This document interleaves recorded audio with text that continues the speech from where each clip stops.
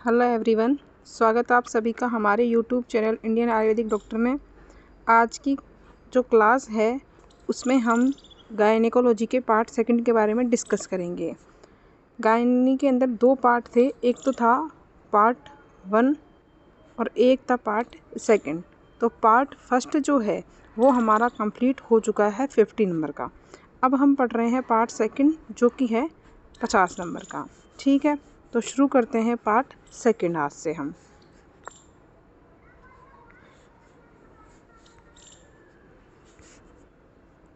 तो सबसे पहले पढ़ रहे हैं हम इसके बारे में। सबसे पहला पॉइंट जो है इसके अंदर है कि स्तन रोग क्या होते हैं। स्तन रोग के बारे में पढ़ेंगे, इम्पोर्टेंट है। यहाँ से 10 नंबर का क्वेश्चन कन्फर्म है और छोटा क्वेश्चन आता है 5 नंबर का। तो दोनों ही तरह के क्वेश्चन आते हैं, कन्फर्म क्वेश्चन है, इम्पोर्टेंट चैप्टर है। ठीक है, तो सबसे पहले परिचय की बात करते हैं कि स्तन रोग होते क्या हैं। तो स्तन रोग जो होते हैं, कन्याओं के स्तनों में आश्रित जो धमनियाँ होती हैं उनके द्वार जो होते हैं वो सूक्ष्म होते हैं, या फिर द्वार जो होता है या मुख जो होता है, धमनियों का मुख जो होता है वो संवर्त नहीं होता है, यानी कि सूक्ष्म होता है, संकुचित होता है, जिनके कारण उनमें दोषों का प्रसरण और जो संचरण होता है वो नहीं होने के कारण या न हो सकने के कारण उनमें स्तन रोग नहीं होते। तो स्तन रोग किन के अंदर पाए जाते हैं? स्त्रियों के अंदर पाए जाते हैं, कन्याओं में स्तन रोग नहीं पाए जाते हैं। गर्भिणी में और प्रजाता में इनमें क्या होता है, धमनियों के मुख विवर्त हो जाते हैं, जिसके कारण क्या होने इनमें स्तन रोग होने की संभावना रहती है। जनरल बात करते हैं तो स्तन रोग 5 प्रकार के होते हैं। सभी स्तन रोग की बात कर रहे हैं। तो स्तन रोग 5 प्रकार के होते हैं। एक तो वातज होता है, एक पित्तज होता है, एक कफज होता है, एक सन्निपातज होता है, एक होता है अभिघातज। ठीक है, किसी भी तरह के कोई अभिघात के कारण लगने वाला। तो इनके लक्षण वही होते हैं जो जनरली वातज पित्तज कफज वाले लक्षण होते हैं। तो ये जनरल नॉलेज की बात थी। अब हम पॉइंट शुरू करते हैं हमारा। ठीक है, तो अब है पढ़ रहे हैं हम स्तन रोग। स्तन रोग में पहला पढ़ रहे हैं हम स्तन कीलक। ठीक है, पहला रोग पढ़ रहे हैं हम स्तन कीलक के बारे में। स्तन कीलक क्या होता है, इसका निदान क्या होता है, इम्पोर्टेंट है ये। ठीक है, तो स्तन कीलक का निदान पढ़ते हैं। इसका काश्यप ने इसे क्या माना है, आगंतुज रोग माना है। सबसे पहले बात तो ये है, जब धात्री जो है, माता जो होती है, अन्नपान के साथ में अगर किसी भी तरह का कोई वज्र खा लेती है तो वो वज्र क्या होता है, अन्न के साथ क्या होता है, पाचन तो हो नहीं सकता जिसका। तो अन्न के साथ पाचन न होने के कारण न तो पच्यमान अवस्था में न पक्व अवस्था में वो पकता है। तो वो किसी भी कंडीशन में नहीं पकता, और वह नहीं पचा हुआ यह वज्र जो फॉरेन बॉडी थी वो क्या करता है, क्लेद को प्राप्त होता है, और क्लेद को प्राप्त होकर अपचित वज्र वायु को द्वारा धकेल दिया जाता है। जो अपचित वज्र जो होता है वो वायु के द्वारा क्या होता है, धकेल दिया जाता है, जो कि रस के साथ जाकर मिल जाता है और स्तन्यवय शिराओं में पहुंच जाता है। ठीक है, यह स्त्रियों के सभी स्रोतस, मेनली स्तन्यवय स्रोतस को क्या कर देता है, विवृत होने के कारण। स्तन्यवय स्रोतस क्या होता है, विवृत होने का होता है, जिसके कारण स्तनों में पहुंच जाता है वो, और वहां पहुंचकर विकार उत्पन्न कर देता है। ठीक है, और यह वज्र, अब वज्र से क्या ले रहे हैं हम, तो वज्र क्या हो सकता है, वज्र जो होता है वो हो सकता है किसी भी प्रकार का कोई तृण, हाँ ठीक है, कोई घास का टुकड़ा है, कीट है, इंसेक्ट हो गया, कोई तुष है, कोई शुक है, कोई मक्खियों के शरीर का कोई समीपस्थ अंग है, या फिर कोई लोहा हो सकता है, कोई पत्थर हो सकता है, कोई केश हो सकती है, कोई अस्थि हो सकती है। सभी प्रकार के क्या कहलाते हैं, ये वज्री कहलाते हैं। वज्र का मतलब शरीर में विजातीय तत्व का या द्रव्य का पहुँचना है। तो क्या पढ़ा हमने कि माता ने आहार विहार में क्या खा लिया, वज्र का सेवन कर लिया। ये वज्र क्या होता है, पच्यमान अवस्था में और नपक्वावस्था में, किसी भी अवस्था में पकता नहीं है। ठीक है, पचेगा तो नहीं, और ये अपच्यमान होने के कारण क्या जाता है, ये वायु के द्वारा धकेला जाता है, और ये क्या करता है, स्तन्यवाही शिराओं में पहुंच जाता है। क्योंकि स्तन्यवाही शिराएं जो होती है माता की कैसी होती हैं, विवृत होती है, विवृत वाली मुख वाली होती है, धमनियाँ जो होती है विवृत मुख वाली होती हैं। वहाँ पहुँच क्या करता है, ये वहाँ पे क्लेद आदि करता है और क्या करता है, विकार उत्पन्न करता है। और इस रोग को क्या करता है, स्तन कीलक, यानी कि स्तन के अंदर कील की तरह, यानी कि वज्र जो है वो कील का कार्य करता है, इसी के लिए इसको बोलते हैं स्तन कीलक रोग। क्लियर। उसके बाद पढ़ते हैं लक्षण। जो आते हैं इसके अंदर कैसा होता है, जब वह स्तन्यवाही शिराओं में होता है और विकार उत्पन्न करता है तो उस फीमेल में लक्षण ये आते हैं कि उसके अंदर अजीर्ण होगा, अरति होगी, ग्लानि होगी, अरुचि होगी, पर्व भेद होगा, अंग मर्द होगा और क्या होता है शीर्षूल देखने को मिलता है। साथ ही क्या होती है नेत्रों में दाह होती है, उसके अंग जो होते हैं वो जकड़े हुए से लगते हैं, उसको ज्वर होती है, तृष्णा होती है और विड़ का भेद पाया जाता है। ये तो लोकल लक्षण थे, ठीक है, ये तो स्थानिक सार्वदेहिक लक्षण थे। लोकल में यानी कि उस जगह पे पर्टिकुलर जगह पे क्या लक्षण देखने को मिलते हैं, उस जगह में स्तनों में स्तंभन, ठीक है, वो देखने को मिलता है। चारों तरफ शिराओं का जाल दिखाई देगा स्तनों में। शोथ, शूल और रुजा, दाह और स्पर्श ऐश्चर्यता दिखाई देती, यानी स्तनों में स्वेलिंग आ जाएगी, सूजन आ जाएगी, शूल होगा, वहाँ पे दाह होगी और स्पर्श ऐश्चर्यता यानी टेंडरनेस आ जाएगी। अब दोषानुसार स्वरूप की अगर बात करते हैं तो अगर पित्त प्रकुपित हुआ, स्तन कीलक में पित्त प्रकुपित हुआ है तो स्तन कीलक क्या होता है जल्द ही पककर क्या होता है फूट जाता है। कफ प्रकुपित हुआ है तो चीर काल तक क्या होता है कष्ट देने वाला होता है। और अगर वात प्रकुपित हुआ तो ये शीघ्र ही क्या होता है बढ़ जाता है, ठीक है। और यदि यह वज्र, शाखा, शिर आदि विपरीत स्थानों में न जाए, ठीक है, यानी कि या तो ये हो सकता है कि वायु के द्वारा धकेलता हुआ शाखाओं में या फिर शिर के अंदर चला जा सकता है, ये भी कंडीशन तो हो ही सकती है। अगर ऐसा नहीं होता और वो स्तनों में ही गया है तब तो स्तनों के द्वारा वो शीघ्र ही बाहर निकल जाएगा, ठीक है। और स्तन को दबाकर अगर दोहन किया जाता है यानी स्तन को क्या कहता है पीड़न किया जाता है तो वज्र जो होता है वो दूध के साथ या रक्त के साथ क्या होता है सहसा प्रत्यक्ष रूप से क्या होता है बाहर आ जाता है, ठीक है, अगर वो अन्य मार्ग में नहीं गया है तो।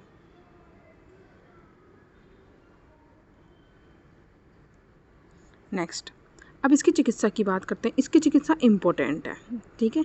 चिकित्सा में सबसे पहले, अब इसमें क्रम ध्यान रखना, लेकिन सबसे पहले हमने क्या करवाया घृतपान करवाया उससे खूब, ठीक है। इसके बाद इससे क्या होगा कि इससे क्या होगा कि घृतपान से स्नेहन से स्रोतस जो होंगे वो क्या हो जाएंगे मृदु हो जाएंगे और वर्जर जो होगा वो निकल जाएगा। इसके लिए क्या होता है दबाकर दूध निकालना चाहिए, ठीक है, पीड़न करते हुए दूध को बाहर निकालना चाहिए, जिससे अचानक से क्या होगा सहसा क्या होगा वो वज्र जो है वो बाहर निकल जाएगा। मर्दन करना चाहिए और मुख के द्वारा औषधियों का पान करवाना चाहिए। पहला कंडीशन हमने ये की। दूसरी कंडीशन हम करेंगे उसके बाद हमने शीतल पर सेक भी कर लिया, सेक भी लगा दिया, प्रलेप भी कर लिया, विरेचन करवाया उसे और पथ्य भोजन दिया तथा प्रकोपित दोष और रोगी के बल का ध्यान में रखकर, प्रकोपित दोष को और रोगी के बल को हमने ध्यान में रखते हुए क्या किया, अविदग्ध यानी कि बिना पाक हुआ, यानी कि पाक नहीं हुआ है अभी तक तो विदग्ध अवस्था के अंदर है तो उसका क्या हुआ श्रावण और पक विदर्दी अगर हो गई है तो उसके अंदर पाटन कर्म किया जाता है, ठीक है। अविदग्ध हुआ है तब तो क्या करवा दो, पाक नहीं होता तो श्रावण करवाओ उसका दबाकर, और पक हो गई है तो उसके अंदर इंसिजन लगाओ और ड्रेनेज करवाओ, ठीक है, ये करवाना है। और श्रेष्ठ और हितकर भोजन का सेवन करवाना है। अब इसमें क्या करना है, उसे श्रेष्ठ लालन पालन देना है और तर्पण की जाने वाली और श्रेष्ठ ग्रह में निवास करने वाली स्त्रियों के साथ में उसे रखना है। इसका मतलब ये है कि तृण का सेवन किया उसने या वज्र का सेवन किया, इसका मतलब है कि उसने हाइजीन मेंटेन नहीं की, ठीक है, वो अच्छी जगह में नहीं रह रही है। तो इसका मतलब कहने का मतलब यही है कि उसे अच्छी जगह पर रखो, अच्छी स्त्रियों के साथ में रखो, उसे अच्छे ग्रह के अंदर निवास करवाओ ताकि वो क्या हो इस प्रकार के स्तन कीलक से पीड़ित ना हो, ये कहने का मतलब है इसका। तो वही है कि श्रेष्ठ और हितकर भोजन करवाना है उसे ताकि इस प्रकार वो वापस से क्या हो वज्र आदि का सेवन नहीं कर ले जिससे वो स्तन कीलक से पीड़ित ना हो। श्रेष्ठ लालन पालन करना चाहिए उस प्रसूता का, या ठीक है। और तर्पण की करने वाली श्रेष्ठ ग्रह में निवास करने वाली धात्री स्तन रोग से पीड़ित नहीं होती है। जो धात्री अच्छे ग्रह में निवास करती है, तर्पण आदि का करती है, अच्छा लालन पालन करती है, उसके अंदर क्या होते हैं ये रोग पीड़ित नहीं होते हैं। तो यही है कि हाइजीन आदि मेंटेन करके रखना है बस, ठीक है। सेकंड है, अब हमारा सेकंड रोग पढ़ रहे हैं स्तन ग्रंथि, जिसे बोलते हैं फाइब्रोसिस्टिक ब्रेस्ट डिजीज़, ठीक है। जनरली अगर बात करते हैं तो स्तन कीलक जो होता है वो 5 नंबर में पूछा जाता है पूरा, ठीक है, ध्यान रखना। अब पढ़ रहे हैं स्तन ग्रंथि यानी कि फाइब्रोसिस्टिक ब्रेस्ट डिजीज़ क्या होती है, पढ़ते हैं। ये कारण क्या है कि होने का कारण क्या होती है, इसका कारण ये होता है कि स्तनों में पाई जाने वाली सबसे अधिक प्रकार की विकृति होती है। स्तनों में पाई जाने वाली सबसे अधिक प्रकार की विकृति कौन सी होती है, स्तन ग्रंथि ही होती है। यह मेनली 20 से 50 साल की उम्र में वर्ष में पाई जाती है। स्तन ग्रंथि 20 से 50 साल की उम्र में होती है। यह एस्ट्रोजन और प्रोजेस्टेरोन के अनुपात के बदल जाने के कारण होता है। ठीक है, तो एस्ट्रोजन और प्रोजेस्टेरोन जो होता है उसके अनुपात के बदल जाने के कारण, और प्रोजेस्टेरोन के घट जाएगा या तो उसके कारण, या प्रोलैक्टिन हार्मोन के अधिक संवेदनशील होने के कारण ये होता है। ठीक है, यह स्ट्रेस के कारण भी हो सकता है। जिस स्त्री में प्रसव नहीं हुआ है, यानी कि कभी भी प्रसव नहीं हुआ, तो वो नल्लीपेरस है, या फिर विलंबित प्रसव हुआ है यानी कि विलंबित रजोनिवर्ती है यानी कि डिलेड मेनोपॉज है, उनके अंदर यह होने की संभावना अधिक रहती है।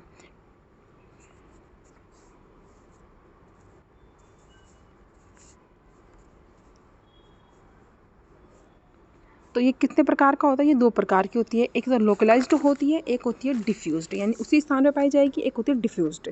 लक्षण जो देखते हैं, इसके लक्षण होते हैं कि आर्तव चक्र प्रारंभ होने से पूर्व ही, यानी कि आर्तव मेंस्ट्रुअल साइकिल आने वाला है उससे पूर्व ही क्या होता है, उसे स्तनों में वेदना फील होती है। कभी कभी रोगी को पूरे मास ही स्तनों में क्या होती है, वेदना फील होने लग जाती है। अगर स्तन ग्रंथि है तो उसे पूरे महीने क्या होता है, पेनफुल फील होता है। यह वेदना कम हो सकती है, लगातार हो सकती है, या रुक रुक कर हो सकती है, बहुत ज़्यादा भी हो सकती है। ठीक है, स्तन परीक्षण करना है कि अब इसके लिए क्या करना है, ग्रंथि का पता लगाने के लिए स्तन परीक्षण किए जाते हैं। स्तन परीक्षण के अंदर दोनों स्तनों का ध्यानपूर्वक परीक्षण करना चाहिए। दोनों स्तनों के आकार का ध्यानपूर्वक परीक्षण करना है, जिससे क्या होगा, पता लगाया जा सकता है कि कौन से स्तन में ग्रंथि है।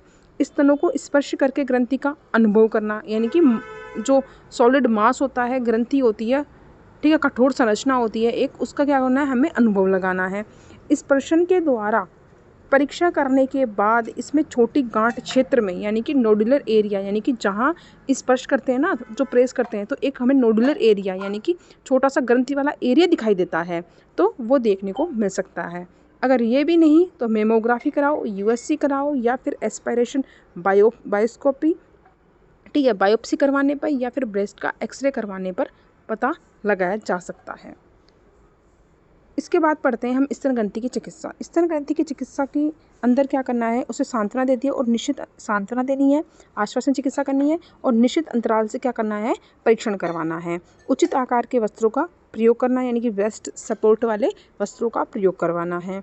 आर्तव चक्र के आधे बीत जाने पर, जब उसका मेंस्ट्रुअल साइकिल आधा हो जाए, तो उसमें क्या करना है, उसे डायूरेटिक और ट्रैंकुलाइजर यानी कि निद्राकारी औषधियों का प्रयोग करवाना है, ताकि वो पेन ना हो उसके। चाय है, कॉफ़ी है, तंबाकू है, चॉकलेट है, और इन सब का त्याग करना है। और विटामिन ई 400 mg की मात्रा में डेली उसे सेवन करने को बोलना है। यदि इनसे भी ठीक नहीं हो तो फिर चक्रीय रूप से, यानी कि अल्टरनेट रूप से क्या करना है, हमें एस्ट्रोजन प्रोजेस्टेरोन का हार्मोनल थेरेपी का यूज़ करना है।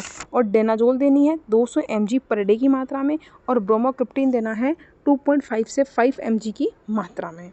तो ये थी स्तन ग्रंथि की चिकित्सा।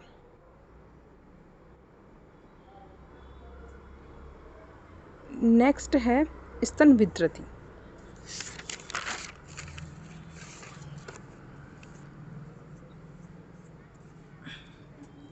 शुरू करते हैं। तीसरा नंबर, स्तन विद्रथी, जिसे क्या बोलते हैं हम, ब्रेस्ट एब्सेस भी बोलते हैं। ठीक है, स्तन अगर सबसे पहले विद्रथी कब होती है, किसी भी जगह विद्रथी तब होती है जब पहले वहाँ पे क्या हो, शोथ रहा हो, और उस शोथ की अपेक्षा करने से क्या होती है, वहाँ पे विद्रथी बन जाती है। तो स्तन शोथ की बढ़ी हुई अवस्था क्या होती है, स्तन विद्रथी होती है। अब विद्रथी का मतलब ये होता है कि इसमें क्या होगा, पस का कलेक्शन प्रेजेंट होना, किसी भी जगह पस का कलेक्शन होना, यानी पस का पाया जाना क्या होता है, विद्रथी कहलाता है। तो पस कलेक्शन प्रेजेंट हो, पाया जाना क्या कहलाएगा, पूरीकरण होना क्या कहलाएगा, स्तन विद्रथी कहलाएगा। यह स्तनों के समस्त, या तो ये हो सकता है कि पूरा स्तन जो है उसके जो पूरे जो पेरेन्काइमल टिश्यू हैं, ठीक है, पेरेन्काइमा के जो टिश्यू हैं उनको प्रभावित कर सकता है, या फिर ओनली दूध वाहिनी या शीरा जाल, यानी कि मिल्क डक्ट, जो मिल्क डक्ट का जो सिस्टम है या साइनस है, मिल्क डक्ट है, उन तक ही सीमित रह सकता है। ठीक है, तो या तो पूरा स्तन है, इसके जो पूरे टिश्यू हैं उनको प्रभावित कर सकता है, या ओनली एक पर्टिकुलर एरिया, ठीक है, जिसके अंदर ओनली मिल्क डक्ट हो या फिर साइनस आदि हो, उनको प्रभावित कर सकता है। इस तरह से 2 टाइप का हो गया, एक तो पूरा पेरेन्काइमल टिश्यू, और एक बिना पेरेन्काइमल टिश्यू के। ठीक है, ये 2 तरह से हो गया। उसके बाद है ये होता कैसे है, ये होता इस तरह से है कि क्रैक्ड निप्पल है, ठीक है, बच्चे के द्वारा निप्पल क्रैक हो जाने के कारण या मैस्टाइटिस के उपद्रव स्वरूप क्या होता है, इसकी उत्पत्ति मानी गई है। स्तन शोथ के लक्षणों के बाद स्तन विदृद्धि के लक्षणों की उत्पत्ति होती है।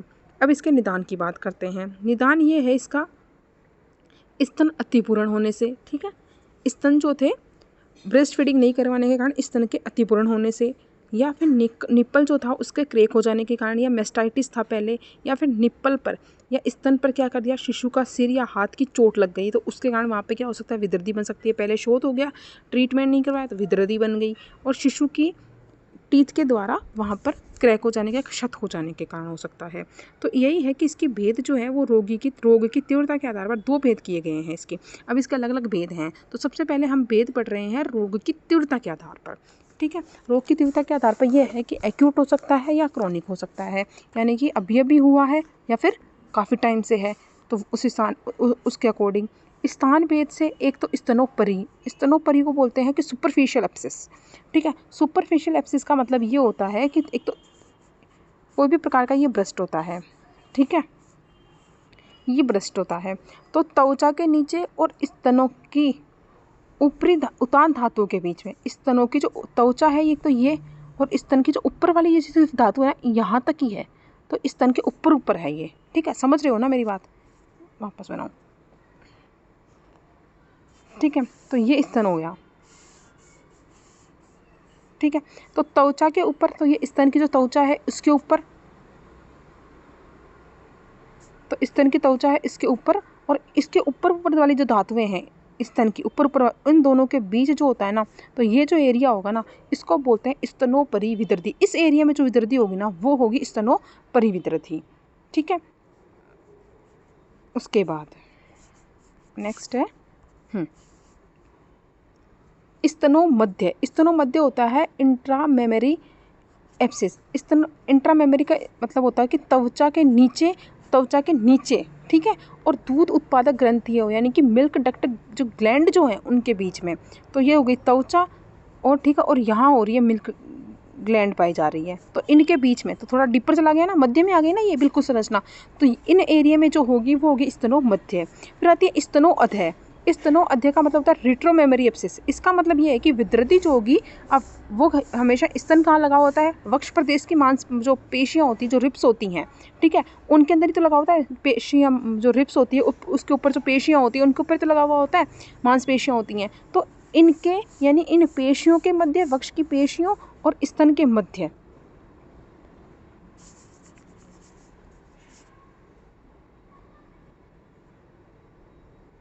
ठीक है, तो ये है, तो इस पर्टिकुलर एरिया के, हाँ, इसके मध्य और इस स्तन के बीच में, तो ये वाला जो एरिया हो गया ना, इसके मध्य जो पाई जाएगी वो स्तनोअध्य होगी। क्लियर। तो ये 3 प्रकार की विदृद्धि हैं।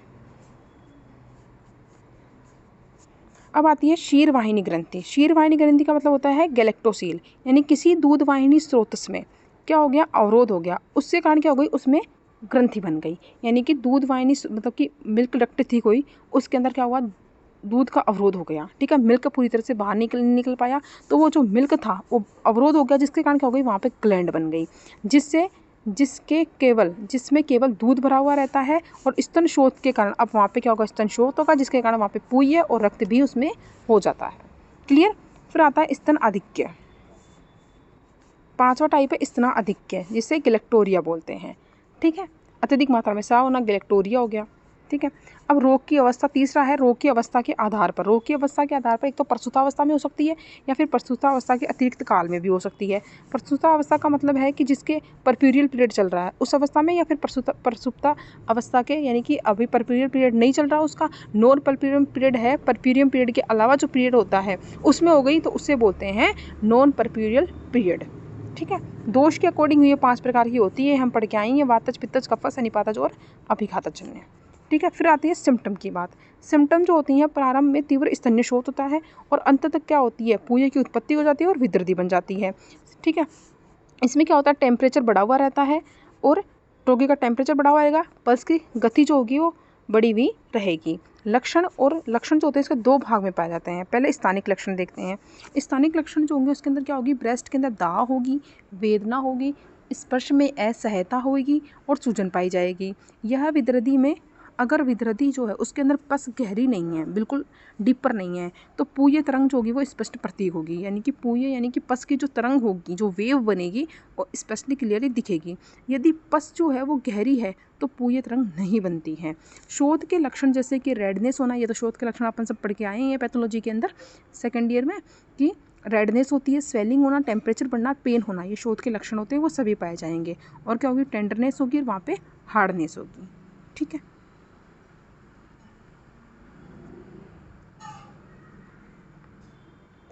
फिर आता है सार्वदिक लक्षण। सार्वदिक लक्षण में वही फीवर, ठंड के साथ में चिल्स विथ फीवर आता है।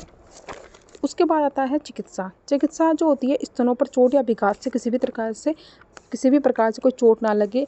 ठीक है, तो बच्चे को स्तनपान भी करवाना है तो तरीके से करवाना है ताकि किसी प्रकार की कोई चोट या अभिघात नहीं लगे। करेक्ट निप्पल, क्योंकि ये फेल भी उन्हीं वजह से रहा था। किस वजह से हो रहा था, ये निदान क्या था, करेक्ट निप्पल की वजह से किसी भी तरह के चोट या अभिघात लग गया बच्चे के द्वारा, तो उसकी तरह से ब्रेस्ट सपोर्ट देना है प्रॉपरली, स्तनों की सफाई करनी है, स्तनपान के बाद में स्तन की सफाई करनी है, और स्तनों में प्रारंभ में शोथ आदि लक्षण हो तो तुरंत क्या होना है, ध्यान देना, उसकी चिकित्सा करनी है ताकि शोथ से वो विदृधि ना बन जाए। और स्तन विदृधि हो जाने पर ट्राई करें कि पाक ना हो, इसलिए इस औषधि द्वारा की चिकित्सा करनी चाहिए। जब स्तन की विदृधि पक जाए तो उसमें भेदन करके उस पस को निकाल देना चाहिए, ड्रेनेज करके इंसिजन करके ड्रेनेज कर देना चाहिए, और दूसरे स्तन से लगातार क्या करना चाहिए, स्तनपान करवाते रहना चाहिए। स्तन विदृधि में ब्रेस्ट पंप से हर 2 घंटे के अंदर स्तन को खाली करना चाहिए। ठीक है, और पूय निर्हरण के बाद में जैसे ही ड्रेनेज किया, उसके बाद में क्या करना है, एंटीबायोटिक और सेडेटिव औषधियाँ उसे दे देनी है। उसके बाद है इसका मॉडर्न है ब्रेस्ट एब्सेस। ब्रेस्ट एब्सेस पढ़ते हैं। डेफिनेशन, स्तन विदृधि का मॉडर्न होता है ब्रेस्ट एब्सेस। अगर एग्जाम में स्तन विदृधि 10 नंबर में आती है तो आप स्तन विदृधि भी लिख के आएंगे और आप ब्रेस्ट एब्सेस का वर्णन भी करके आना। ठीक है, डेफिनेशन, ब्रेस्ट के अंदर 3 चीज़ें होती है। एक तो इन्फ्लामेशन होती है, प्लस इन्फेक्शन होगा, और जहाँ पर ये 2 हैं तो वहाँ पर क्या होगी, पस का कलेक्शन होगा। सीधी सी बात है ये तो। ठीक है, तो इन तीनों का कॉम्बिनेशन ही क्या कहलाता है, एब्सेस कहलाता है। तो अगर ये ब्रेस्ट में हो रहा है तो इसे ब्रेस्ट एब्सेस कह देते हैं। ठीक है, तो ब्रेस्ट में इन्फ्लामेशन, इन्फेक्शन और पस का कलेक्शन होना ही क्या कहलाता है, ब्रेस्ट एब्सेस कहलाता है। इंसिडेंस किन में होता है, चाइल्ड बियरिंग एज में होता है। ये कोज जो होते हैं इसमें मेनली बैक्टीरियल इन्फेक्शन तथा स्ट्रेप्टोकोकस या स्टेफाइलोकोकस की वजह से ये होता है।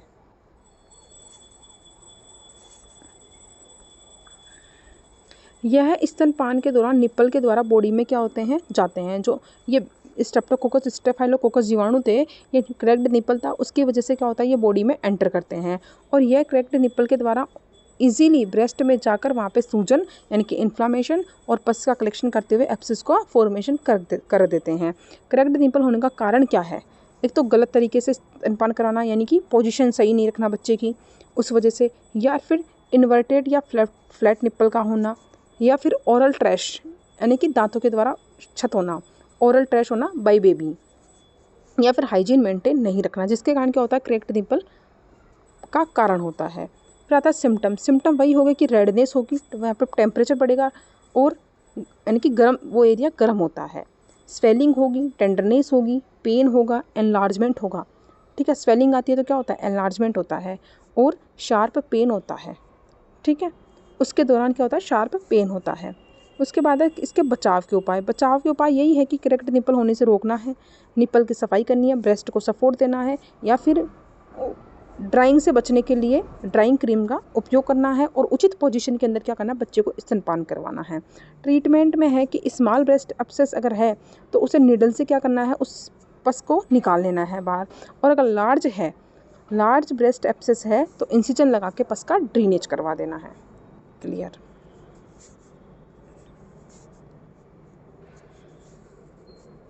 नेक्स्ट है स्तन शोथ, जिसे बोलते हैं मेस्टाइटिस।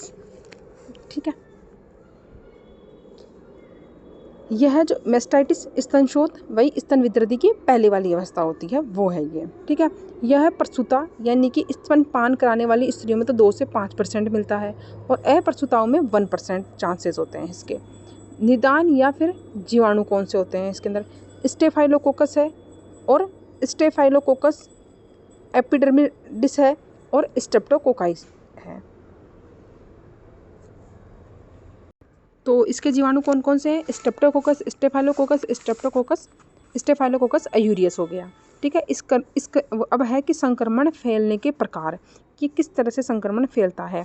एक तो ये होता है नॉन परप्यूरियल और एक होता है ये परप्यूरियल। नॉन परप्यूरियल जो होता है इसके अंदर ऐसे होता है कि ऐसा संक्रमण जिसके अंदर लैक्टियल सिस्टम जो है, यानी कि दूध नलिकाओं का जो तंत्र है जिसे लैक्टियल सिस्टम बोलते हैं, को कोई प्रभाव नहीं पड़ता। ठीक है, परंतु स्तन का पेरेन्काइमल टिश्यू जो होता है वो संक्रमित हो जाता है उससे, तथा उसमें सेलुलाइटिस देखने को मिलता है। एक मिनट, देखते हैं। दो तरह का है। पहला तो वो है जिसमें लैक्टियल सिस्टम, दो चीज़ें चल रही हैं, एक तो लैक्टियल सिस्टम चल रहा है और एक चल रहा है पेरेन्काइमल टिश्यू। ठीक है, एक टाइप तो वो है जिसके अंदर लैक्टियल सिस्टम जो है किसी भी तरह से इन्फेक्टेड नहीं है, ओनली पेरेन्काइमल टिश्यू ही क्या है, इफेक्टेड है। दूसरा टाइप ये है कि जिसके अंदर लैक्टियल सिस्टम जो है वो इफेक्टेड है लेकिन पेरेन्काइमल टिश्यू जो है वो इफेक्टेड नहीं है। ठीक है, तो ये दोनों टाइप हैं इसके। और दूसरा है कि ऐसा संक्रमण जिसमें लैक्टियल सिस्टम में होता है और प्राइमरी मेमोरी एडेंटाइटिस की उत्पत्ति होती है, यानी कि ये परप्यूरियल। परप्यूरियल मतलब कि पेरेन्काइमल टिश्यू में नहीं हो रहा, ये किस में हो रहा है, लैक्टियल सिस्टम में हो रहा है। नॉन परप्यूरियल का मतलब यही होता है कि ये किसके अंदर हो रहा है, लैक्टियल सिस्टम में कोई प्रभाव नहीं पड़ रहा, लेकिन पेरेन्काइमल टिश्यू में इसका प्रभाव पड़ रहा है। अरे सीधी सी बात है, परप्यूरियम का मतलब क्या होता है, सूतिका अवस्था का जो काल होता है, सूतिका चर्या जो चलती है वो किस में चलती है, परप्यूरियम पीरियड ही तो होता है आफ्टर डिलीवरी। तो जिसमें परप्यूरियम पीरियड है, परप्यूरियल है जो, तो परप्यूरियम कब आएगा, जब सूतिका अवस्था होगी। इसका मतलब लैक्टियल ही तो होगा उसके अंदर तो मिल्क का प्रोडक्शन होगा, तो उसमें तो क्या होगा, लैक्टियल सिस्टम होगा। और अगर मैं नॉन लगा दूँ तो नॉन के अंदर तो लैक्टियल प्रभावित ही नहीं होगा ना, क्योंकि उसके अंदर तो मिल्क का क्या है, प्रोडक्शन ही नहीं है, तो उसके अंदर लैक्टियल तो प्रभावित होगा नहीं, तो कौन सा होगा, पेरेन्काइमल प्रभावित होगा। ठीक है, तो सीधी सी बात ये है। तो वही बात है, नॉन परप्यूरियम मतलब कि क्या है, उसके अंदर लैक्टियल सिस्टम एक्टिव नहीं है, तो किस में होगा, पेरेन्काइमा में होगा। परप्यूरियम है, इसका मतलब ये है लैक्टियल सिस्टम क्या है, एक्टिव है, तो उसमें क्या होगा, लैक्टियल सिस्टम में होगा। क्लियर। अब है कि ऐसा संक्रमण उन स्त्रियों में होता है जो अपने स्तनों की सफाई नहीं रखती हैं और अपने स्तनों को विशेषतः स्तनपान के बाद में निप्पल की सफाई नहीं करती हैं। ठीक है, उनमें क्या होता है, ऐसा संक्रमण होने की संभावना अधिक रहती है। जिसमें क्या होता है कि स्तनपान के बाद में बच्चे की लार है और स्तन्य है, इन दोनों की क्या होती है, एक लेयर जो होती है, पपड़ी जो होती है वो निप्पल पर जम जाती है, जिसके कारण क्या होती है, निप्पल पर क्या होती है, दरारें यानी क्रैक्स पड़ जाते हैं। और इससे क्या होता है, स्तन्य का श्रावण जो होता है वो बाधित होता है और इससे क्या होता है, निप्पल क्रैक्ट हो जाएगा, तो बैक्टीरिया जो होती हैं वो इजीली क्या होते हैं, स्तन के अंदर मूव कर जाते हैं। उसके बाद है इसमें स्तन अवरोध हो जाता है और स्तन शोथ और संक्रमण लैक्टियल सिस्टम के अंदर उत्पन्न हो जाता है। वही है कि करेक्ट निपल होगा तो वो क्या होता है, बैक्टीरिया अंदर मूव कर जाता है, जिससे क्या होता है, लैक्टियल सिस्टम क्या होता है, संक्रमित हो जाता है। संक्रमण रहित, ठीक है, कोई भी प्रकार का संक्रमण नहीं है, तो संक्रमण रहित स्तन शोथ दूध के अवरोध और दूध के कलेक्ट हो जाने से होता है। ठीक है, अगर किसी भी तरह को इन्फेक्शन ही नहीं है, वो बोल रही है एक फीमेल के मेरे में कोई इन्फेक्शन तो है नहीं, लेकिन फिर कैसे हुआ, तो वो होता है दूध के अवरोध की वजह से, कि ब्रेस्ट फीडिंग नहीं करवाने की वजह से और दूध के कलेक्ट हो जाने की वजह से, और तथा स्तनपान से क्या होता है, ये ठीक हो जाता है। तो इसे नॉन इन्फेक्शियस कहते हैं और एक होता है इन्फेक्शियस। इन्फेक्शियस के अंदर तो क्या होता है, फिर ये दो टाइप का हो गया, ऐसे मान सकते हैं अपन। एक तो हो गया इन्फेक्शियस, इन्फेक्शियस के अंदर तो क्या हुआ, संक्रमण के कारण हुआ। तो संक्रमण कैसे हुआ, क्रैक्ड निपल की वजह से। क्रैक्ड निपल कैसे हुआ, उसने क्या किया, सफाई नहीं की, हाइजीन मेंटेन नहीं रखा। एक होता है नॉन इन्फेक्शियस। नॉन इन्फेक्शियस का मतलब मैं ऐसे मान सकती हूँ कि क्या होता है, दूध का कलेक्ट हो जाने की वजह से या फिर स्तनपान नहीं करवाने की वजह से, ब्रेस्ट फीडिंग नहीं करवाने की वजह से क्या होता है, नॉन इन्फेक्शियस होता है। क्लियर। फिर आता है लक्षण। लक्षण जो होता है उसमें हेडेक होगा और बॉडी एक होगा। ठीक है, शारीरिक थकान होगी, पल्स रेट जो होगी वो हाई रहेगी, ठंड लगकर क्या होगी, उसे ज्वर आएगा, और स्तन जो होंगे कठोर होंगे, लालिमा से युक्त होंगे, स्पर्श असहजता देखने की मिलेगी और यानी कि टेंडरनेस देखने की मिलेगी, और स्तन में क्या होगा, शोथ होगा। कॉम्प्लिकेशन में यही होगा कि उपचार अगर नहीं करवाया तो स्तन शोथ स्तन विदृद्धि में चेंज हो जाएगा। ट्रीटमेंट है कि प्रतिनिषेधात्मक चिकित्सा करवाओ। पहले क्या करना है, स्तनपान से पूर्व और बाद में क्या करना है, निप्पल की सफाई करनी है, उनको साफ रखना है, उनको ड्राई रखना है। चिकित्सा यही है कि ब्रेस्ट सपोर्ट करवाना है। लिक्विड डाइट क्या होनी है, उससे अधिक मात्रा में फीमेल को लेनी है। स्तनपान उसे बंद नहीं करवाना है और स्तनपान बच्चे को अप्रभावित स्तन से कराते रहना है। ठीक है, और प्रभावित स्तन में क्या करना है, ब्रेस्ट पंप लगा के धीरे धीरे उसका स्तन्य जो है उसे बाहर निकालते रहना है। और प्रतिजैविक जो फ्लुक्सोजेलिन है वो 500 mg एवरीडे 6 घंटे से हर 6 घंटे से लेनी है, और एरिथ्रोमाइसिन लेनी है, और सेडेटिव और पेन किलर उसे देते रहना है। तो ये चिकित्सा है मेस्टाइटिस की। अब अपन मॉडर्न वाला मेस्टाइटिस पढ़ते हैं। एटियोलॉजी वही मैंने 2 तरीके से बताई थी, इन्फेक्शियस, नॉन इन्फेक्शियस। इन्फेक्शियस किसकी वजह से होगा, स्ट्रेप्टोकोकस इन 2 जीवाणु की वजह से होगा, तो यही है स्टेफाइलोकोकल की वजह से हुआ है। नॉन इन्फेक्शियस किसकी वजह से होगा, मिल्क के डक्ट के ऑब्स्ट्रक्शन की वजह से और मिल्क के कलेक्शन की वजह से होगा। टाइप 2 प्रकार के हो गए, परप्यूरियल, नॉन परप्यूरियल। परप्यूरियल किसके अंदर आएगा, जिसके अंदर डिलीवरी हुई है उसमें परप्यूरियम पीरियड जाएगा, तो परप्यूरियम मतलब कि प्रेगनेंसी हो गई और क्या होगी, ब्रेस्ट फीडिंग से रिलेटेड होगा। नॉन परप्यूरियल है तो मतलब क्या है, ना तो प्रेगनेंसी है ना ही क्या हुआ है, ब्रेस्ट फीडिंग है, तो इनसे रिलेटेड नहीं है। तो इसके अंदर क्या आएगी, कौन सा इफेक्टेड होगा, इसमें पेरेन्काइमल में क्या होगी, इन्फ्लामेशन होगा। और परप्यूरियल में इन्फ्लामेशन किस में जाएगा, लैक्टियल सिस्टम में इन्फ्लामेशन जाएगा। समझ में आई, दोबारा बताती हूँ, एक सेकेंड। देखो, परप्यूरियल है और एक नॉन परप्यूरियल है। ठीक है, परप्यूरियल क्या होता है, परप्यूरियल में एक पीरियड होता है जो कि आफ्टर डिलीवरी का जो सूतिका अवस्था जो मानते हैं ना, उसे हम परप्यूरियम पीरियड ही बोलते हैं। आप ये ऑप्स में पढ़ के आए हो।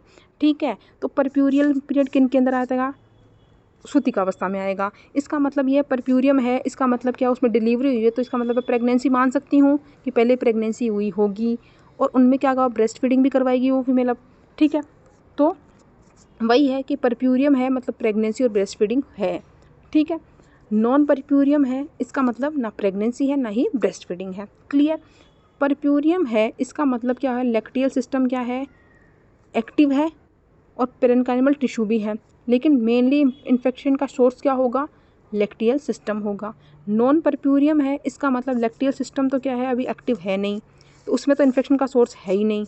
और नॉन परप्यूरियम मदर है कोई, ठीक है, उनके अंदर कहाँ होगा इन्फेक्शन का सोर्स, कहाँ होगा, उनके अंदर इन्फेक्शन का सोर्स होगा उनका पेरेन्काइमल टिश्यू, जो आसपास के जो टिश्यू है ना उस स्तन के, वो तो वही लिखा है इसके अंदर। अब समझ में आई, ठीक है। अब सिम्टम वही आएंगे, पेन होगी, स्वेलिंग होगी, वही जो स्वेलिंग वाले जो इन्फ्लामेशन के जो सिम्टम होते हैं कि कोई भी एरिया होता है वहाँ पे अगर इन्फ्लामेशन हो जाती है तो वहाँ पे क्या होती है, स्वेलिंग होगी, पेन भी होगा, रेडनेस भी होगी और टेम्परेचर भी बढ़ जाएगा, टेंडरनेस भी होगी, फीवर भी होगी। स्टेज इसकी 2 होती हैं। पहली होती है सेलुलाइटिस। सेलुलाइटिस स्टेज में क्या होता है, पेनफुल ब्रेस्ट प्रेजेंट होता है। एप्सिस में क्या होगा, BET 3 देखने को मिलते हैं। एक तो ब्राउनी इंड्यूरेशन देखने को मिलता है, यानी कि पैचेस से बन जाते हैं, ब्राउनिश से पैचेस बन जाते हैं। ठीक है, एक इडीमा होगा और एक होगी वहाँ पे टेंडरनेस। ठीक है, ये 2 स्टेज हैं। फिर आती है डायग्नोसिस इसका मेमोग्राफी या USG के द्वारा करवाया जाता है। फिर ट्रीटमेंट में एंटीबायोटिक देते हैं या फिर सर्जिकल प्रोसीजर के द्वारा ये करवाया जाता है, यानी कि या तो ड्रेनेज करवा देंगे अगर एब्सेस बन गया है, और अगर ज़्यादा इन्फेक्शन हो गया है तो इस ब्रेस्ट को ही हटा दिया जाता है। क्लियर। नेक्स्ट है गैलेक्टोसील, पढ़ते हैं।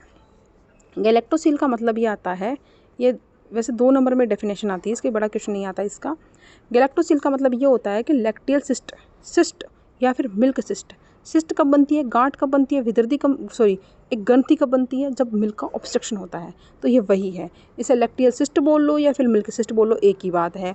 It is a retention cyst containing, क्या होता है इसके अंदर, मिल्क प्रेजेंट होता है और ए मिल्क सब्सटेंस प्रेजेंट होता है। That is usually located in the mammary gland. यह एक मेमरी ग्लैंड के अंदर, यानी कि दूध वाहिनी यानी स्तन ग्रंथि जो होती है, स्तन की ग्रंथियाँ जो होती हैं उनके अंदर प्रेजेंट होता है, जिसके अंदर क्या होता है, मिल्क भरा हुआ रहता है। ठीक है, मिल्क कलेक्ट होने के कारण लैक्टिफेरस जो डक्ट होती है जो कि मिल्क का वहन करती है, तो वहाँ पर दूध कलेक्ट हो गया और यहाँ पे क्या हो गया, ऑब्स्ट्रक्शन हो गया, जिसके कारण क्या हो गया, यहाँ पे ग्रंथि बन जाती है एक, तो वही होती है गैलेक्टोसील। कोज क्या होती हैं, फीडिंग नहीं करवाई, लेस फीडिंग करवाई, जिसके कारण क्या हुआ, मिल्क का ऑब्स्ट्रक्शन हुआ, या फिर ओरल कॉन्ट्रासेप्टिव पिल्स ली, या फिर एंडोक्राइन ग्लैंड की कोई प्रॉब्लम है, सीक्रेशन की कोई प्रॉब्लम है।